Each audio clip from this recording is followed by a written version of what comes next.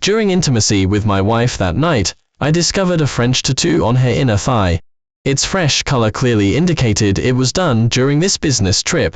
I traced the arrow-shaped tattoo pointing towards her lower abdomen and sneered. "Your boyfriend said this spot is only for him." Grace's eyes instantly widened in panic. "It's just a best friend tattoo that Chloe and I got, one each. Don't jump to conclusions." I scoffed. How come I don't remember Chloe changing her name to Jack? In a relationship, lies are often the beginning of the end. The room's dim light cast Grace's delicate face in a sudden pallor as she frantically explained. "You know I like tattoos. It's perfectly normal to get one on a whim. Michael, don't forget, most of the money for our wedding came from me.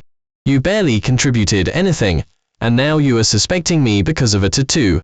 Grace's furious indignation was on full display. I simply shook my head, my finger lightly lifting her skirt hem. The mark there was still very new. The French words Jack were clearly visible on her inner thigh. I enjoy reading foreign language books, so recognizing them was not difficult. The evidence was right in front of her, yet she asked me why I would suspect her. I found it laughable. Since when do best friend tattoos require a man's name? Jack.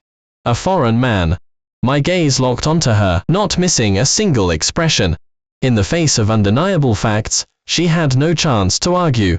But as a professional top lawyer, Grace began to argue forcefully.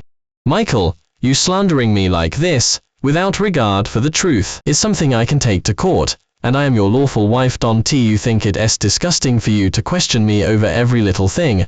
It's just a tattoo, there's no big story behind it. I see other young girls with tattoos of their favorite male stars. Maybe Jack is just one of those names. Don't make such a big deal out of it." Grace tugged at her skirt hem, trying to cover something, her eyes flashing with anger, as if warning me to know when to quit.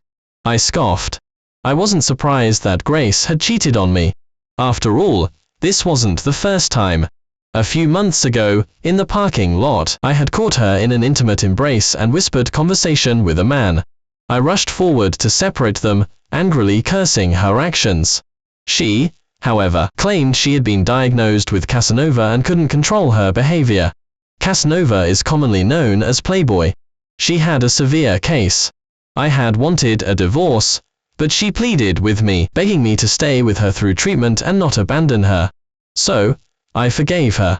But now, it all seemed like a joke. Perhaps some things should never have been compromised from the start. I went to the rooftop to smoke and calm down. Grace angrily snatched my cigarette. "I am talking to you. Why won't you believe me?" I was truly annoyed before I could even look up at her. She threw some pills at my face.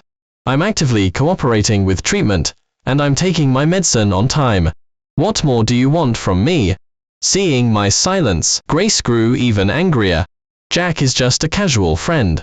We lost a game of truth or dare during a team-building event, and that's why I got his name tattooed. That's all there is to it." I laughed in exasperation. "Just now you said it might be a male celebrity's name, now you admit it." Grace's face became ugly. "You forced me. You were paranoid and suspicious every day. I know what happened before was my fault, but I haven't done anything out of line since. You already forgave me, so why are you still questioning me? My job is so demanding. Every day, I open my eyes and it's straight to work. And you, as a house husband, you idle around all day, and then you explode over every little thing. You constantly give me the silent treatment, you don't talk. What kind of husband is that? I'm always the one apologizing first, and I've assured you repeatedly, so why do you still always doubt me? With your personality, tormenting others and yourself, no wonder your parents abandoned you." I could barely believe my ears. Because my parents divorced and started new families, I had been abandoned. This was my deepest pain, yet it had become a knife my loved one used to stab me. I closed my eyes in self-mockery. I was so tired. This garbage of a marriage, I didn't want it anymore. Grace saw my cold reaction, stormed out, and before leaving, she was still yelling threats at me. "Michael, you'd better calm down and apologize to me, or I won't forgive you." I was left alone in the room. My mind was a blur.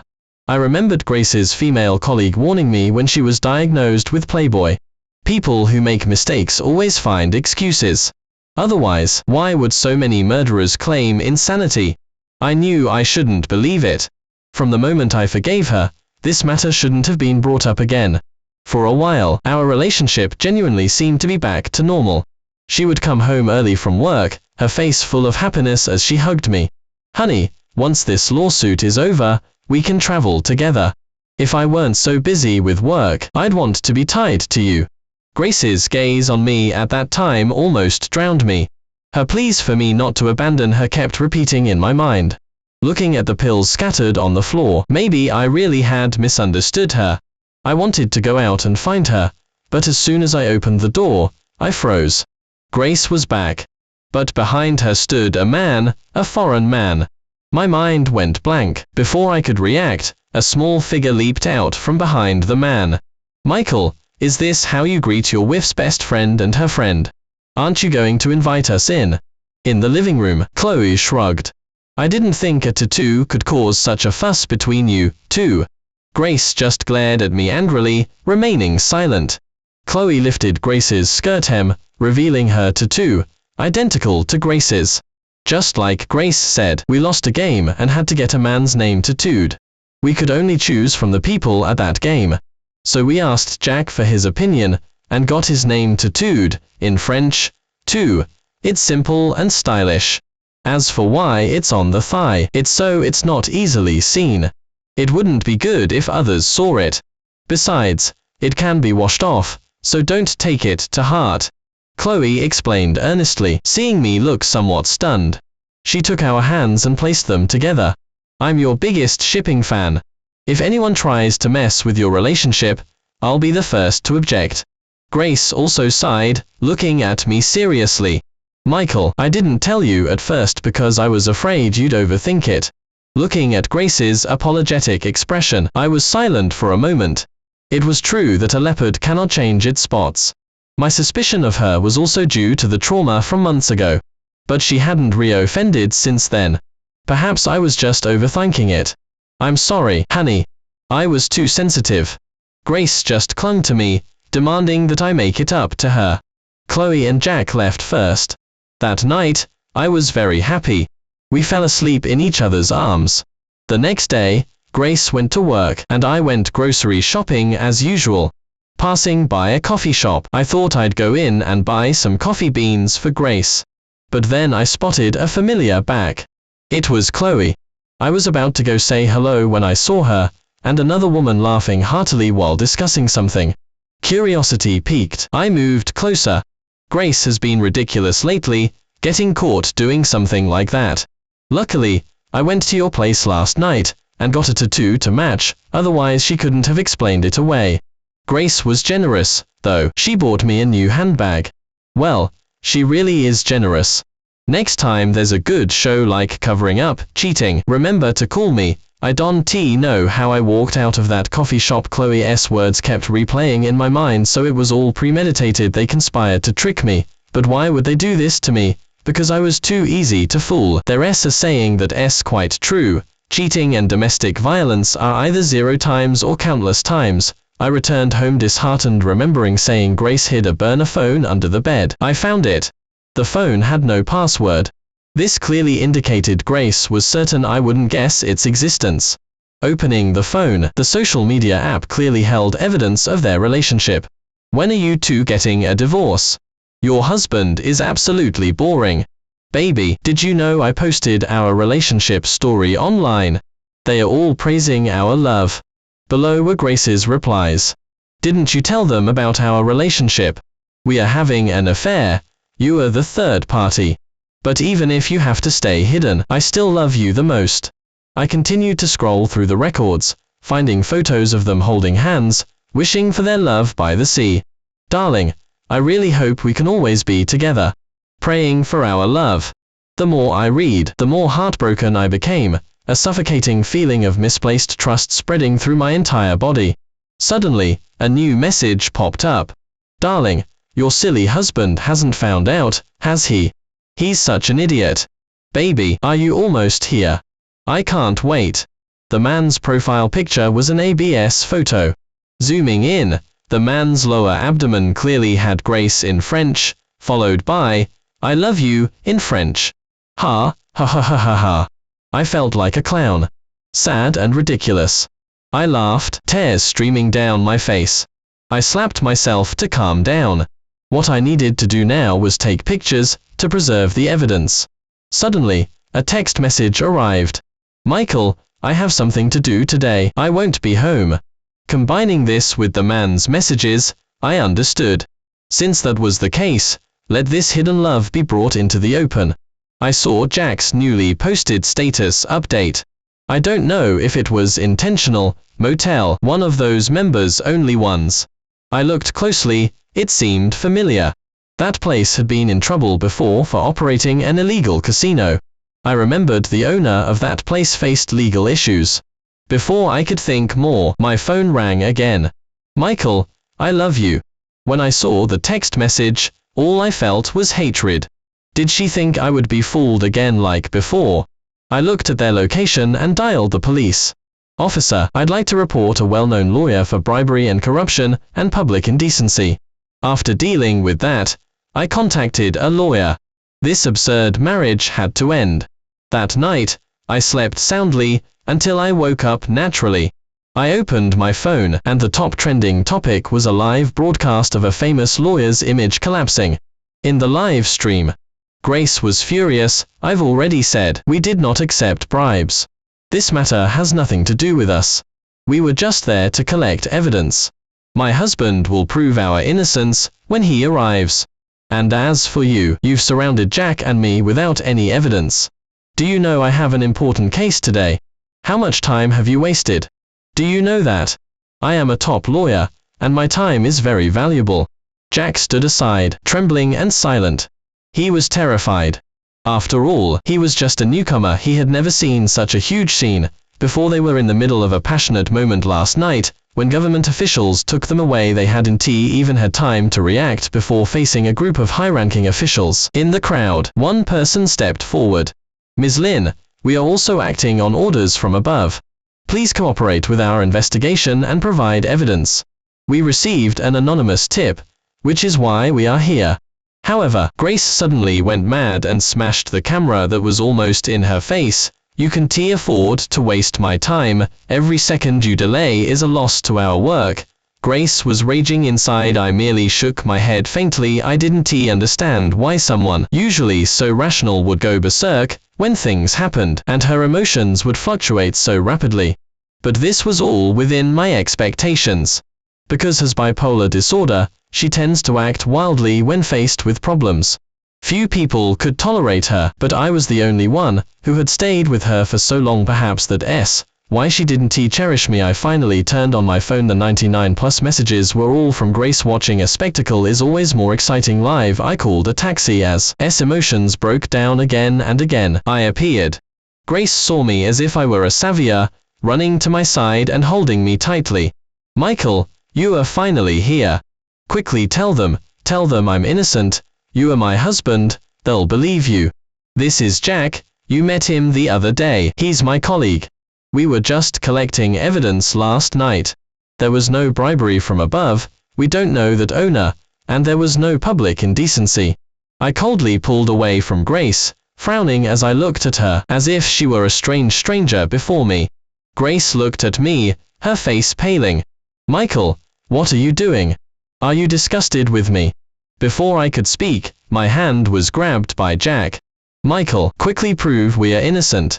My life has just begun, it can't end like this. I don't want to bear a criminal record, my life will be imperfect. I snorted. Now he's scared. But what was all that before for? Those messages seemed to still flash before my eyes. I wanted to shake him off, but he continued to explain. Michael, I know you are upset that our relationship was a bit intimate, but I'm a foreigner. Our country has an open culture, you can't get angry over this. Grace was already on the verge of an emotional breakdown, her eyes full of fury as she looked at me. Michael, have I been too good to you? How long are you going to keep dwelling on this?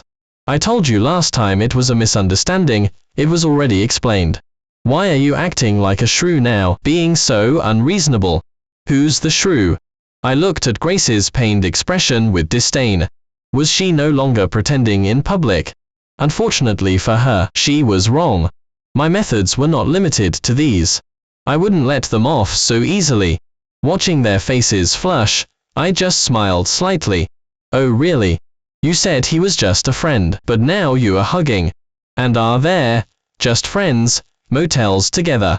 Grace, don't you think you are being ridiculous? Seeing herself exposed, Grace immediately started acting recklessly, yelling at me. What are you talking about? How many times have I told you that time was an accident? Only someone like you would see everything as dirty. I bet you are the one who made the anonymous call, aren't you? Michael, I didn't realize you were so malicious. I advise you to explain yourself to the leaders, otherwise, you won't be leaving here. And remember to apologize to Jack. You don't deserve to be compared to him, or else just wait for the divorce. I just wanted to laugh after hearing that, and my gaze towards Grace changed. Are you crazy? Haven T. I made it obvious. It s asterisk me asterisk who s ending things between us. I flung the divorce papers in front of Grace. Why do you think I'd still be patiently waiting for you to come back? You retainted every single second I am with you. I just feel sick to my stomach. The divorce papers scattered on the floor. Grace's face was full of disdain. You can't divorce me. Divorce is a dead end for you. Everything you have now is mine. Without me, you are nothing. If I were you, I'd be thinking about how to apologize to me right now, not putting on a show. I couldn't help but laugh aloud. Ultimately, I have to thank you too for being so blatant, allowing me to gather so much evidence. Grace's face instantly went pale, her gaze fixed on me, dazed. What evidence?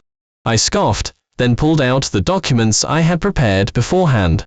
To the government officials present, these are the records I've collected of their bribery. Grace's account received a large sum of money, and it was after meeting with that boss. Jack was their accomplice. Both of them have inescapable guilt. Grace glared at me as if she wanted to be furious. You investigated me in secret. How dare you? Jack, standing nearby, had already lost his voice, his body swaying. Grace trembled with rage, seeing my serious expression. She finally panicked. She grabbed me, pleading, Michael, I was wrong. It's all my fault, I was ignorant. Even if I cheated, my heart is still with you. Michael, please believe me just one last time, okay? I promise this will never happen again. I'll break up with him right now and never contact him again. We'll cut ties completely. Michael, I beg you, please don't give the documents to them, okay? I can't lose you, I want to spend my life with you. Grace's gaze grew increasingly frantic. The next second, she directly knelt before me, repeatedly slapping her own face. Michael, I know you are upset that I neglected you. I'll change right now. I yelled at you, I'm punishing myself. As long as you calm down, I can do anything. Please don't be so resolute. Grace's mouth was swollen and alarmingly red. I suddenly recalled what happened a few months ago. Grace was like this back then too. When I caught her cheating, she also knelt on the ground, weeping and repenting, though not as hysterically as now. I remembered she made a promise then. Michael, this was just an accident. I promise I'll never do it again. I assure you, this is the last time. I know you love me. Just forgive me this once. But no matter how tragically Grace cried now, my heart remained utterly calm. Only endless disgust and hatred. My tone was very flat. Grace, you know deep down whether you have me in your heart. Your declarations of love for me are nothing but lies. A few months ago, you cheated, and I forgave you. This time, your intimate tattoo was discovered, and I still forgave you. But what about you? Betrayal, time and time again. This marriage full of deception, I don't want it anymore. And you, I no longer love. My resolute attitude made Grace break down. No, you can't stop loving me. You said you'd only love me this lifetime. You can't leave me. I shook off Grace's hand. Mistakes must be punished. Sign the divorce papers. Let's never see each other again. Grace frantically shook her head, as if she couldn't believe this outcome. I turned to leave, and she finally broke down, pleading me not to go. I handed the documents to the government officials. Due to my conclusive evidence, both were held for a period, fined 10 million, and received administrative penalties. Grace received the retribution she deserved for accepting bribes. When returned home disheartened, she saw her neighbors looking at her with strange eyes. Isn't that the cheating lawyer? She used to look so decent looking. Oh, she's back. Grace, who had once been so high community, was now utterly humiliated. Neighbors were pointing and whispering about her. Grace could only flee in a panic, community again. She had to wear a mask and hat, fully covering herself, just to enter. Once she adapted, what awaited her was the news that I had sold the house, and that she had been fired from her company. Grace completely lost her confidence, spending her days drinking and playing cards, living a dissipated life. But the things she had done had already spread. Not only bribery, but also prostitution. Overnight, the tide turned drastically, and Grace completely collapsed. Everyone outside was hostile towards her. She frantically tried to ambush me at my new apartment, only to find I wasn't home. I had vanished into thin air from her sight, and she couldn't find me no matter what. For the next few days, Grace could only hastily rent a cramped apartment less than 10 square meters. Our old house had already changed hands. Grace always went to the coffee shop I used to frequent to wait for me. Each time, she would get into arguments with the coffee shop staff. Has arrived. Let me see him. The staff's polite reply was always the same. But no matter how the staff explained, Grace refused to believe it, insisting on seeing every customer's face before she would reluctantly leave, angering many people in the process. Over time, many customers stopped coming to the coffee shop. The coffee shop manager lost his patience, and started yelling at Grace. Get out of here, you lunatic. We've told you many times, the person you are looking for isn't here. We need to run our business, don't disturb us. Grace's eyes held a touch of madness. No, Michael used to love bringing me coffee from here. He said he couldn't leave this place. He must be hiding from me. He's clearly just unwilling to forgive me. He still has feelings for me. At that moment, I was on vacation in another city. Is that so? Thank you for telling me. I hung up the phone and looked out at the scenery with a dark expression. The flowers and trees here were beautiful, especially without a certain person around. Now, I was in a bad mood again. Love that comes too late is worthless. Grace had done so many things to hurt me. A light-hearted declaration of love now couldn't erase the pain. It was 3 months later when I returned. Before that, I had sent Grace countless divorce papers, all of which she tore up. In the end, I had to go to her myself. I stood at Grace's doorstep, looking at the mountain of trash piled outside, a look of disgust on my face. It seemed Grace's life after I left was worse than expected. That put my mind at ease. I composed my expression, and gently knocked on the door. It wasn't closed and opened right away. Grace and I stared at each other. I saw Grace's face fill with shock and then surprise. The next moment, she was beside me. Michael, where have you been all this time? I couldn't find you anywhere. Why did you block my number? You want to abandon me? Impossible. The house is gone. All my clothes, jewelry, and bags were sold off cheaply, and I lost my job. I'm penniless now. It's all because of you. Do you have to be so heartless? Perhaps she had suffered much, for Grace now showed no trace of her arrogant demeanor. Her tired face was full of wrinkles, looking weathered. Her clothes had an unpleasant yellow stain, as if she had touched something disgusting. She now looked no different from a desolate, lonely person. I took a few steps back in disgust, pinching my nose to distance myself from her. After all this time, I didn't expect you'd forget how to live. Isn't all of this your fault? You should know, from beginning to end, you brought it upon yourself. Stay away from me. We are still technically married, but there's no affection left between us. I'm here now just to make you willingly divorce. I'm not asking you, I'm informing you of this fact. You have no right to refuse. Everything now is your own doing. It's your choice to cheat and take bribes. It has nothing to do with me. I merely provided the facts. In other words, if you hadn't done it, you wouldn't be in this state now. As soon as I finished speaking, Grace swayed as if struck by a heavy blow. The next moment, her eyes blazed with anger. I knew her bipolar disorder had flared up again. She was just a bad personality type who couldn't control herself. However, before I could speak, club. Die, you beast. My head was impacted, and for a moment, my ears rang. When I regained my senses, I saw Jack standing in front of me, stick, his face manic. Why? Why do you get to live comfortably while we struggle every day? All this happiness should have been mine. That's why I took your wife. Just when I thought life was getting better and we had so much money, everything was lost because of you. Grace almost broke up with me too. Now that we are finally living well, you are back again. Someone like you should disappear from this world. Hearing's words, disgusting images flashed before my eyes. I instinctively gagged. How could there be such idiotic people? How could there be such a repulsive pair? Everything apart from what they called love was expendable, yet they hovered on the edge of criminality. It served them right. I wanted to speak, but Grace, who had been unresponsive, glared at Jack and shoved him away. Who told you to hit him? It's all because of your instigation that I got into trouble.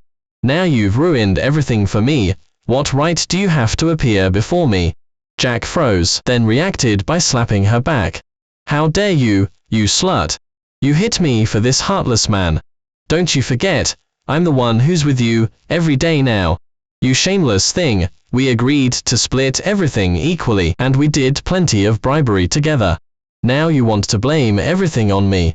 Don't even think about it. Now everything's gone, and you don't even deserve Michael. You are just a worthless piece of trash no one wants. Don't forget, we both consented back then. It takes two to tango. It's because of your heartless nature that you've ended up like this. A dog-eat-dog fight was quite a sight. I stood aside, arms crossed, watching with relish. Jack's words undoubtedly provoked Grace, who was in a rage. The two quickly started fighting, even pulling out a knife, making the scene bloody. In a short while, both were covered in marks. Once they were exhausted from fighting, I slowly took out my phone and called the police. I didn't want to see anyone die on such a good day. When the police arrived, they arrested both of them. Jack became permanently paralyzed due to severe injuries, and Grace's face was disfigured. She went completely crazy and was committed to a mental institution. I also successfully filed the lawsuit and obtained the divorce papers. Furthermore, I retained the right to use and enjoy most of the marital assets, and I could recover every penny Grace had spent on Jack. The final outcome was that I became a winner in life, while Jack's parents abandoned him due to debt, and Grace received her due punishment, suffering daily in the mental institution. I took the divorce papers and moved far away, buying my own house in a small town and living alone. Everything happens in its own time. My future was bright.